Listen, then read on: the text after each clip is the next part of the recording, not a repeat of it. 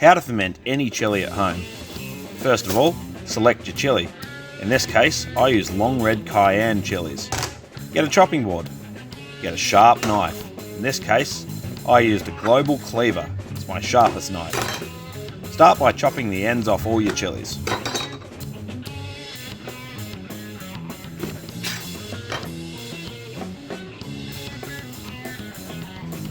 Then what you want to do is you want to start cutting them into 1 to 2 inch sections.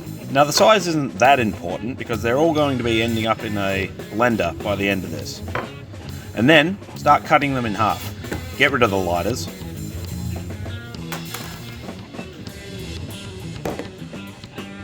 Put all the cut up bits into a bowl and set aside.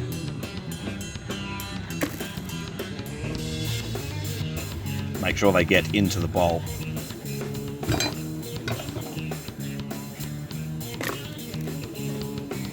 Try not to get any of the ends in the bowl with it.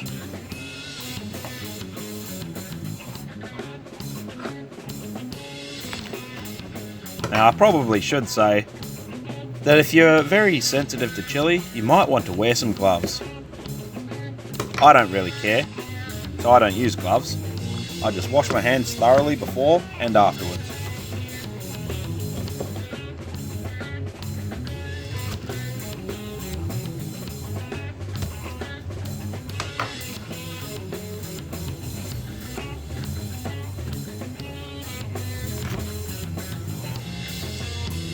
So I used approximately 1.2 kilos of these Cayenne chilies, and I'm hoping that that's going to make me about 2 litres of hot chili sauce. Now I've made this recipe once before and it is delicious. You add a little bit of garlic after fermentation just as you throw it into the blender, and you boil that up in a little bit of oil. You can even add herbs, salt and pepper to taste, and of course I did. It's delicious. Now you don't have to get all the seeds, but I don't like to be that thorough. I like to throw it all in, so I kept all the seeds.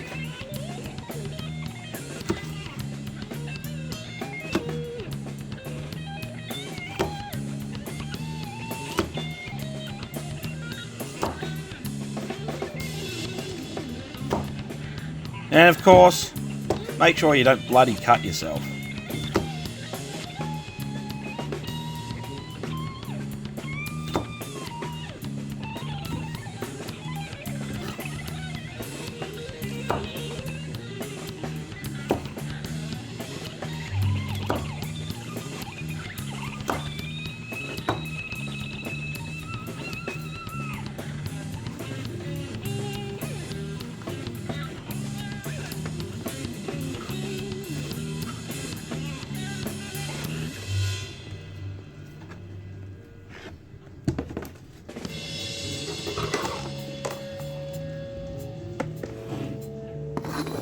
Get all those seeds in if you're like me and like it a bit hot.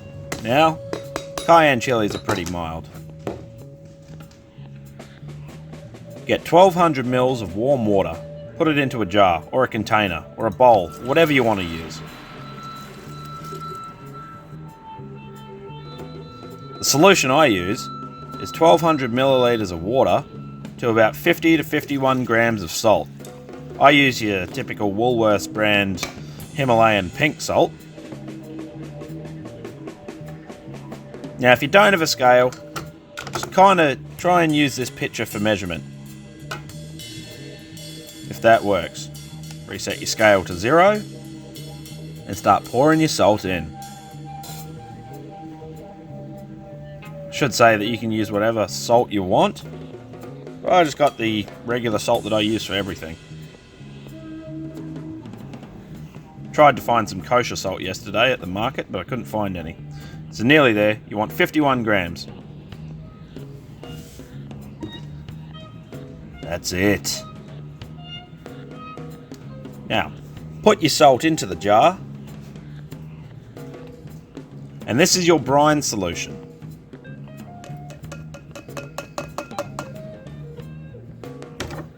Grab a whisk and whisk it all together.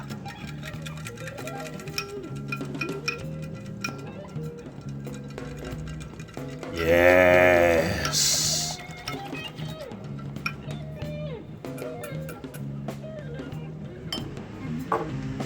Line up your jars. So I lined up 10 jars with this. I felt pretty optimistic.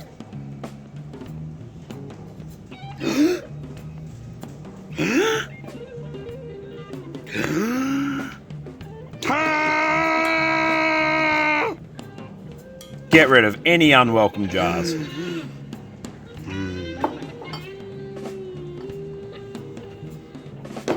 Now, start trying to stuff all your chilies into each jar. I push them down a fair bit because I want them to be compressed.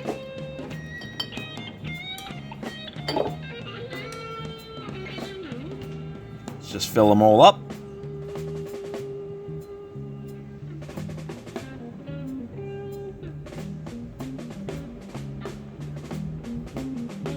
Next up, start by pouring your brine solution all over the chilies. Try and be equal. I found out that with these 5 jars, this 1.2 litres with the salt was sufficient. Fill them all up. Now, you want to make sure that all the chilies are fully submerged to avoid mould. So I use wine corks. And I wrap them in plastic, because when you screw the lid on, that wine cork will push all the chilies down and the brine solution up. And there you go. That will keep all the chilies submerged and all the brine up the top.